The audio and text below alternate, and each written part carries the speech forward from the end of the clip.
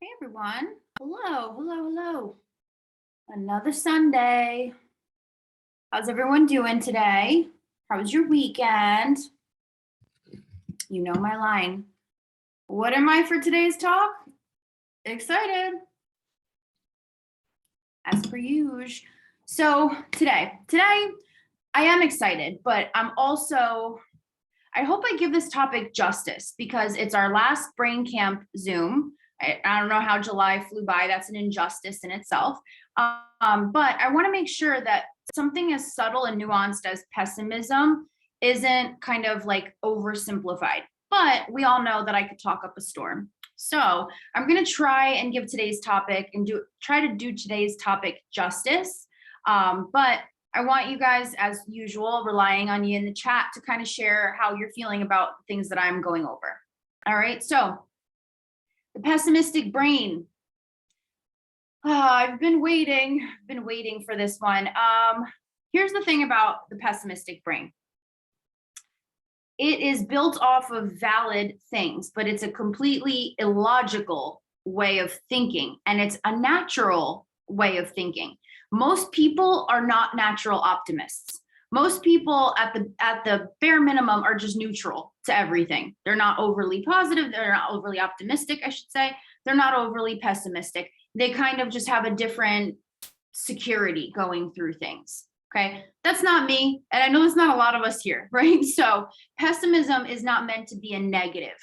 It's meant to describe something that is just, it's the way that it is because of things that have led to that. You know, childhood, past failures, past traumas, like all of that leads us to a place where we could be pessimistic and our intentions are great. So my hope is that today we dive into this and we see how that tends to make us reach for, that tends to set the cap. That tends to be the ceiling on what we do. And that's where pessimism needs to change. It's not that that's your initial thought. It's what do you do with that thought so that it doesn't keep you in stagnancy? Everyone follow me so far? And CCA drinking game, make sure you have a bottle of water with you. Every time I sip, you sip, we sip, okay? We're in this together. The way this camera's set up today. But I do recommend, I have to post the one that I use. If you see these random dots on my face, I am a week out from my period. So I'm using these new zit stickers I will gladly share. Let's get into it. All right, so pessimism is defined as a tendency to see the world, to see the worst aspect of things or believe that the worst will happen, a lack of hope or confidence in the future. So why do you think pessimism is such a natural default? It could be for you, it could be a generalized statement for other people, but what comes to mind for you when asked, why do you think pessimism is a natural default for so many? Tell me in the chat. What do you think makes pessimism the standard, the natural default for so many, yourself included, if you'd like? This is going to be a good one. Experience, maybe a little evolutionary. It helped us to watch out for dangers and plan for the worst because it feels more realistic. For me, when you've had your hopes crushed repeatedly, it's easier to expect the worst. So let's go into this. Now, remember, the thing I'm asking about is a tendency to see the worst aspect of things or believe that the worst will happen, a lack of hope or confidence in the future. So experience, what is it that you feel like experience-wise, and this goes, I think, for Beth as well as Mo, what do you feel like in the past makes it so that the future is dictated by it? Because if you're thinking, when you get your hopes and dreams crushed or you've had bad experiences, or sorry, it was Becca who said experience, but why do you think that the idea that the worst will happen always? How do you feel like that is something that becomes a rule set by experiences that are totally different?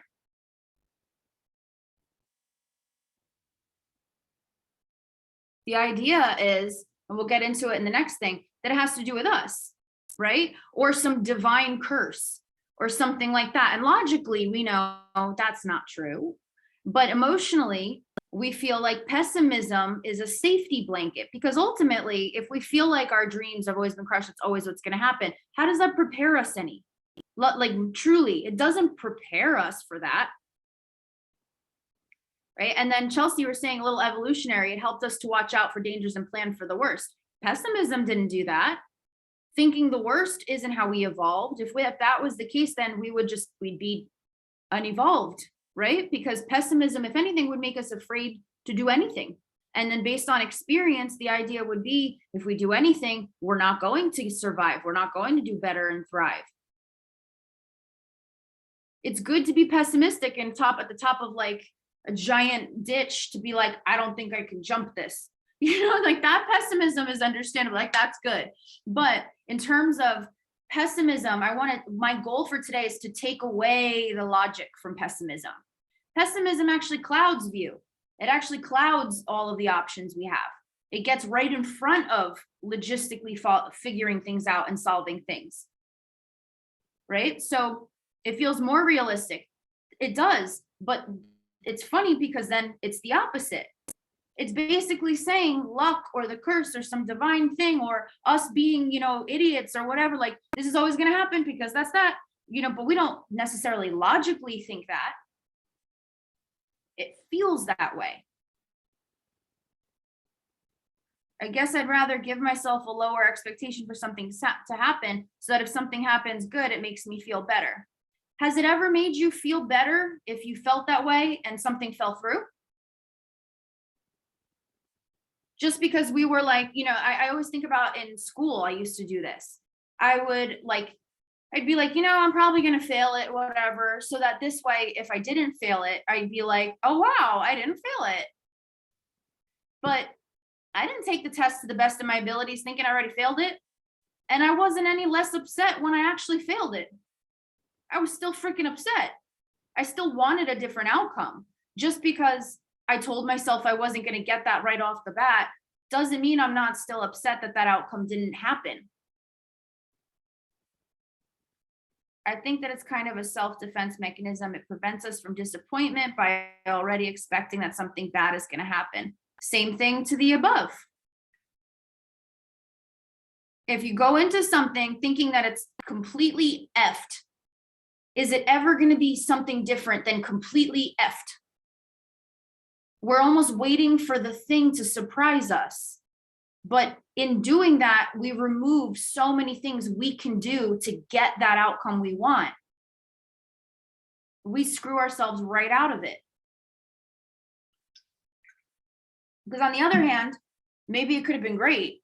And thinking that it wasn't going to be great is why you're still in a situation that's not great. It's 50-50, right? Glass half full, glass half empty. But if believing in one gets you X results and believing the other gets you X results, which one feels better, truly? Because neither one is going to end up feeling great if it doesn't go the way you want.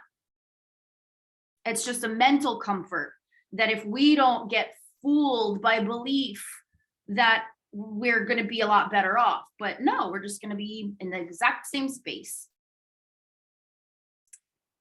So, whatever the reason, the pessimistic brain has the following qualities in common. And tell me what you guys relate to. 1, a disbelief in luck, but a belief in bad luck. How many of you guys think that it's ridiculous to believe in luck or good things happening, or at least for you, like you can't attract good luck. You'd never have good luck, but you get lots of bad luck. It feels like you're spending your whole life avoiding bad luck, right? Lack of confidence in yourself to figure it out and make it happen. AKA thinking things are done to you as if predetermined and set in stone. And make sure, as I'm reading these, don't hit me all at once when I'm done. Tell me what you're thinking as you're hearing this. If you're like, damn it, I don't want it, but yep, I get it. Share that in the comments. I'm sure there are a lot of people who have felt this way before, and some of you guys are more talkative on here than others. So, for those people watching, share it, anything that's standing out to you here. How about this one? A finite amount of chances to do something right, not by anyone's standards but our own. Well, you get 3 times. If you don't make it happen in 3 times, well, that's it. It should have happened by now. But nobody's saying that. Literally, it's just us. We're just giving something 3 times to fail rather than figure out. Expecting things to come natural to you with no struggle or without disciplined practice or improvement. Expecting things to come natural to you with no struggle or disciplined practice for improvement. So for these, who heard these and you can say, oh, I pretty much do all that. But in the moment, it doesn't feel like that. In the moment, it feels like what? It feels like logic. It feels like the opposite. It feels like the thing we should be doing. The thing, like, I got to rein it back in. Rein what back in? Oh, a bunch of people are saying the passcode isn't working. Hold on. That is weird. Hold on.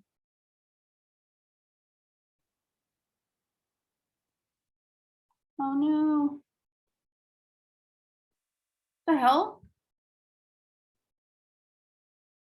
Oh God, there's no 7 in it, huh? That's my fault. All right, sorry. Sorry, everyone watching the recording back who's missed up until this point. Can someone please add it to the chats if you're in the chat where people are asking, so I can get back to this. But thank you, Sydney. But whatever the reason, these qualities are what pessimism creates. And now we're thinking about it, and you're like, oh, that sounds silly, but that's ultimately what it means, right? Some of my favorites are in here. The disbelief in luck, but the belief in bad luck. That I had such a hard time with law of attraction for the longest time because of that fact. I was like, yeah, what am I gonna wish in a wishing well? I'm gonna throw a freaking penny in a puddle and be like, whoa, oogly boogly, it's gonna come true. Like, no. But that's not what it was. That was just my own aversion to believing the literal opposite of what I was doing, which is, instead of just thinking it's shit, if I just think I'm gonna try real hard, either way, the result is going to be the result, but my effort is going to be different. My effort, instead, just think of the effort you'd put if you went into it one way thinking it's going to suck anyway, or you went into it thinking, I'm going to give it my freaking best. Let's get this. Like, I'm going to try. What else can I do? They both mean the same shit, right? But they have very different vibes. Where does luck even come into that? Lack of confidence in yourself to figure it out, thinking things are just done to you as if they're premeditated. I joke and say that this is just this is an alien simulation, right? And like 2020 through 2022, they've just been bored. So they're like, let's see what happens, like, let's lock them all up together and watch what happens, but I'm like half joking. But no, I'm mostly joking. But the point here is like, what is this Truman Show? Like, things are planned? Someone else is picking it for you? No, you're not. You're not just a cog in the wheel of this thing called life. Like, if there's something you want, there's things within your power to do the best of your capability and see what happens. Why is that any worse than, I'm going to go for it, and if it's great, it's great, whatever, we'll see. It's like leaving that responsibility on some other higher power or whatever to make it better for you. And that leaves a lot of room for disappointment, right? So why isn't the passcode still working? I am tech challenged as I hit my desk and make it lower. I am too tech challenged for this.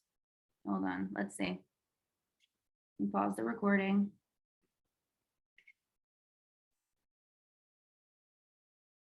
Yeah. So, finite amount of chances to do something right.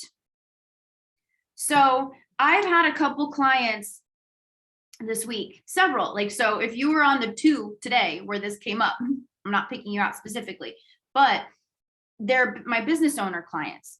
And I get it. I freaking get it. The imposter syndrome is so strong when you are responsible for not only creating your own income, but also making sure that you're good enough to keep it going. You're good enough to keep it scaling. You're just as good, or if not good enough, as the people you see on Instagram that you're perceiving run these amazing businesses and everything is just cut and marble and shined and polished, like that's just not life. Like that's not reality. It's not a business owner's reality, that's for sure. But there is no the beauty and the curse of being a business owner is there is no minimum amount of times to fail. And you could take this with you in other areas too. You could take this if you're not a business owner and you have a career path that's different. You can say, well, I mean, I don't ever have to stop learning something I'm not good at. I don't ever have to stop searching for what I do want to do. I don't ever have to say, oh, that's it. It's been 3 years trying it this way. I guess that's set in stone. There's never any time limit. We are imposing that on ourselves. If we don't get to a predetermined level of success in any area by a certain predetermined amount of time, this happens with weight loss all the time, then that's it. It's failed. It's not going to happen if it hasn't happened already. But who created this timeline for things to be successful? I know I've used the Dyson story to like exhaustion, but how about the fact that Anthony Bourdain didn't get noticed until he was in his late 40s, early 50s? I think he might have been like 52. He had been sending in works, like his writing, everything. He'd been working on a line in a hot ass kitchen up until that time, just sending his editorial pieces out to magazines after magazine. I think he said something like he sent it to New Yorker 32 times before they ever and they put Kitchen Confidential on there, which if you're a Bourdain fan, that like launched him. He was later in his career already. How many times he could have been like, well, if it ain't going to happen, it ain't going to happen. Like, no, there's no minimum. You can change career paths, you can change diets, you can change doctors, you can change underwear, you can change whatever the hell you want in this life. You're not stuck. There's no amount of times where you're like, oh, well, sucks to suck. So, and then not expecting things to come natural to you without struggle or disciplined practice for improvement. Imagine if, oh my God, my husband like forced me to watch, he didn't force it, he had it on in the background and ADD, I can't not listen. So if I tried to pay attention to it, I probably would be picking up less. But because it's in the background when I don't want it to be, I'm hearing the whole thing. But it was the Derek Jeter documentary. And what if his ass walked onto the field like never practicing and he's like, hey, I mean, I'm not trying to be pessimistic here, but I'm going to really try to be a champion. Like, let's go, get me going. Like, I didn't go through any of the shit that I had to get here, but I'm ready. And then when obviously he sucked, be like, well, I guess I'm not Derek Jeter. I got to go. I'm going to go home and read a book. Like that's not how that works. You have your eye on a goal and then you have to become the person that achieves that goal. You have to learn the things you don't know. You have to, commit to that lack of knowledge, if you will. The biggest expert in the room is always a student. It's my favorite phrase. The biggest expert in the room is always a student, because technology and discoveries and things like we're not going to ever stop. So if you don't continue to be a forever student at something because you think, you have to arrive at something, be a natural at it, you have a certain amount of time to achieve it, or else then that puts you at a cap. You now have a ceiling. When you commit to being a forever student, then you're always learning. You don't have to have the pressure of being an expert, but you're always trying to learn more. You're always trying to be better, and you will be. Pessimism makes you take your hands off that because it's just not going to work, right? But logically, what I'm saying, it's like, okay, yeah, it's just hard. I know it's hard. It's very hard. But the first key is figuring out how to stop the pessimistic brain. That's that. If you remember the last one, that is the bottleneck, the pessimism. Doesn't change fact, doesn't make things easier, just makes things more difficult. So I got another biting question for y'all. Where does other people's judgment come into play for your pessimism? Where does other people's judgment come into play for your pessimism?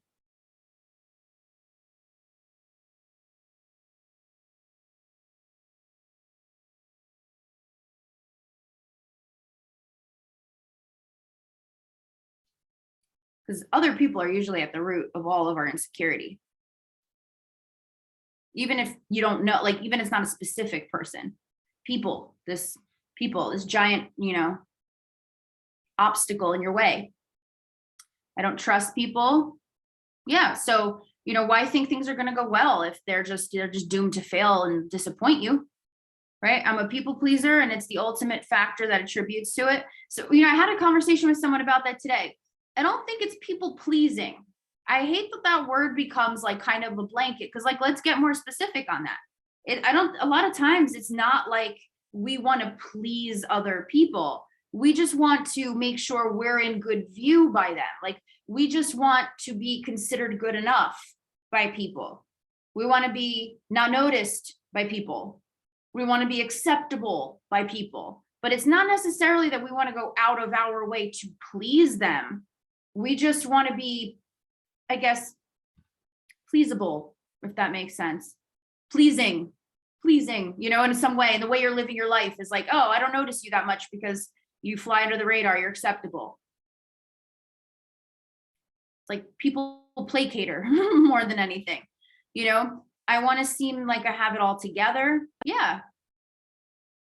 And it's so funny that came up today too. I was talking to someone about it, and I'm like, what makes you seem more put together, right? Have it all together, right? Feeling like, let's use the example of the test before or whatever. Like, oh, I'm going to fail. It's going to suck. Or, I'm going to really try. I'm going to go in there. I got my shit together, meaning I got my notes. I studied. I did my things. I'm going to give it my all. One sounds a lot more put together than the other, even though they're both in the same level of nervousness or the same level of, I don't know what's going to happen. It's just, maybe they're not at the same level, but they're in the same place of not being like, yeah, I'm going to pass. Of course I'm going to pass. If you don't feel that way, then nothing you're going to say is going to make you feel that way. But sometimes it's just about the energy you put behind wanting something badly and not knowing if you're going to get it. Just being real about it. So this one, oh my God, I wrote this out and I got like goosebumps about it.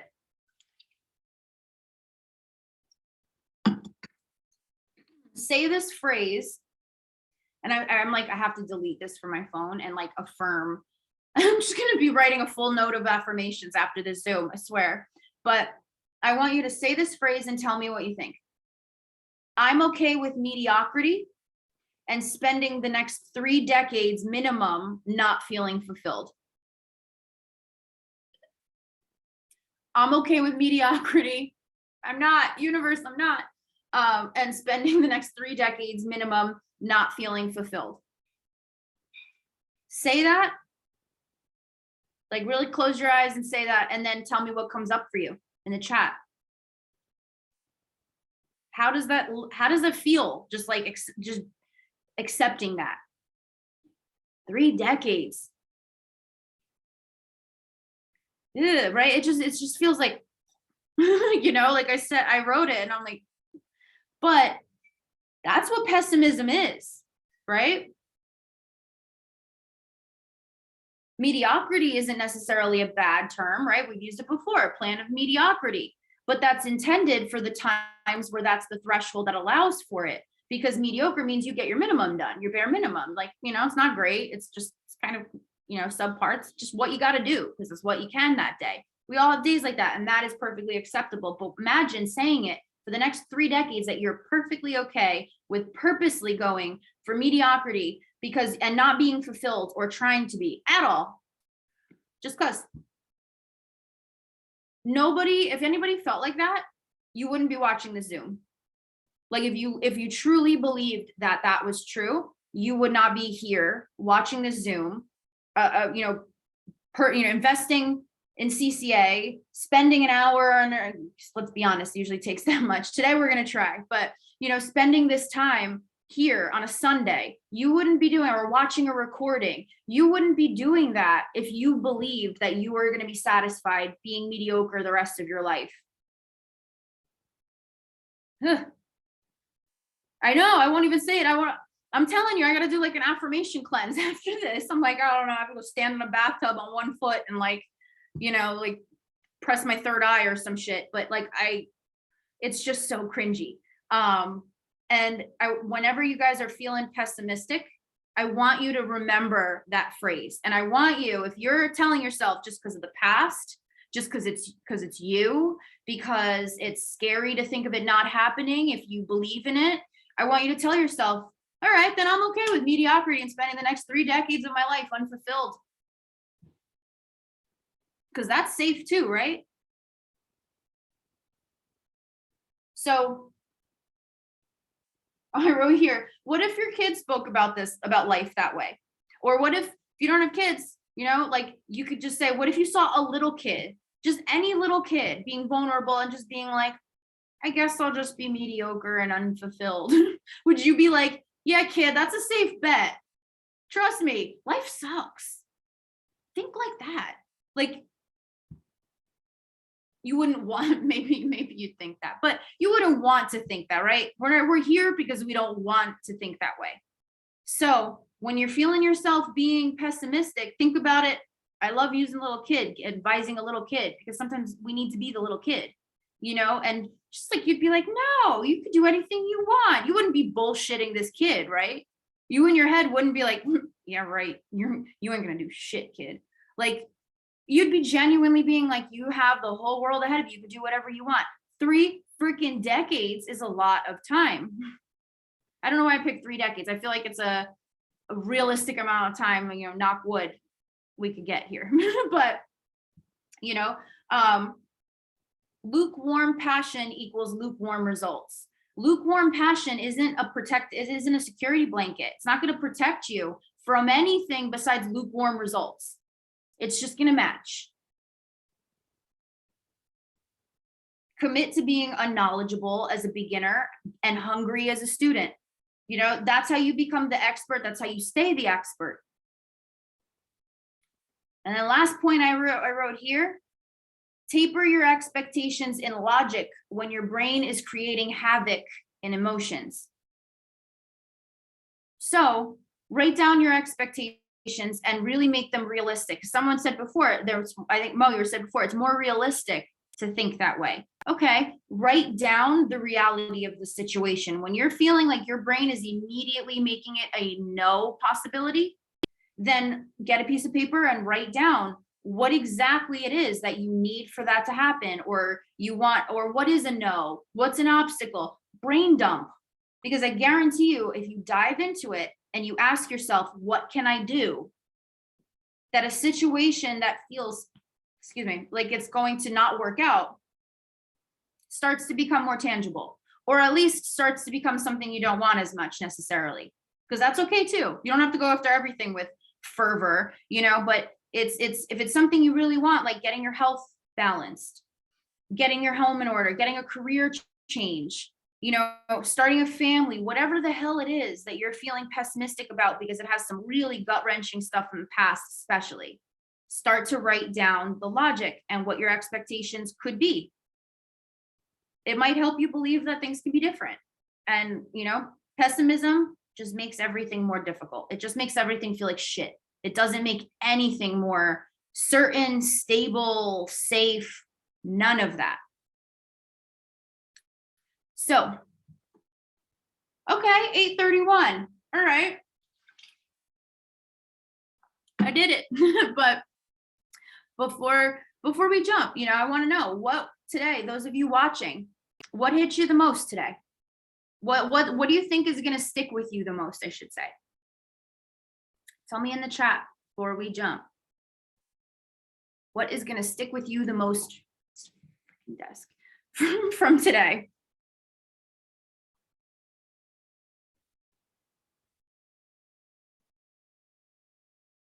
And if there's anything you want me to explain more in depth, like, okay, I get it, Michelle, but like, what about this? That being pessimistic about a situation doesn't make it any less disappointing if it doesn't work out. Yeah. Probably the thing about being unfulfilled for 30 years, that'll do it, right? Reframing messages in my mind. Absolutely. There's no set time. I'm working on a reel I want to do. I'm trying to figure out how I want to deliver it. But basically, I was talking to someone the other day about it. I forget which client, but it's unimportant. So I thought to myself, like they were saying, but how many times can I change careers? Like, I can't just keep flip-flopping all over the place. I can't jump from one thing to the next. I'm like, why? If your bills are covered, why?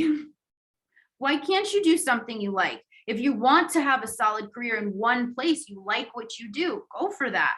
But if you're someone who hasn't landed on your calling yet, don't feel bad about continuing to pursue that. Don't feel bad about that evolving.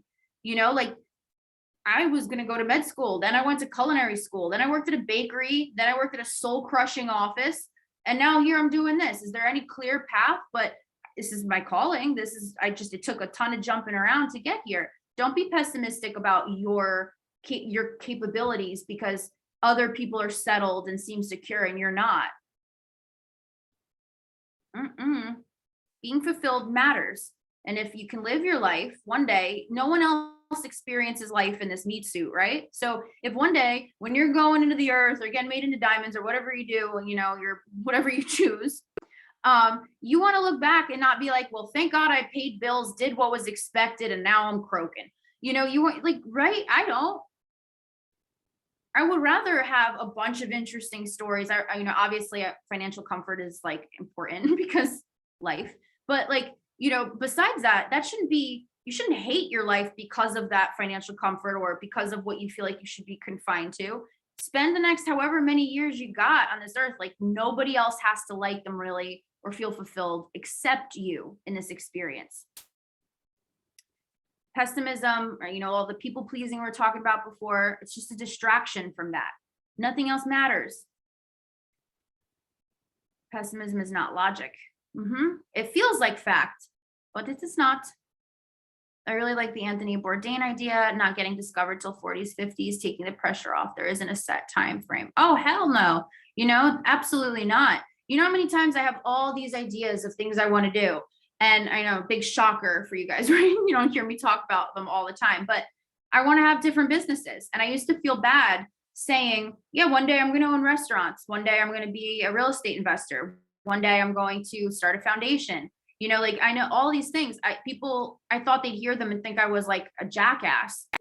And I honestly be like, if they were to, because they did, they looked at me like I was a lunatic for saying all these things, and I'm like, why? If you pace it out, I have a certain time to do things until? No, there's stepping stones, there's dominoes. It's if it takes me 20 years to get there, like, that's a long time. We have that. It's okay. So that's why I say taper your expectations and logic. There's no time frame. Just evaluate in the moment if what you're doing is serving you and what you need.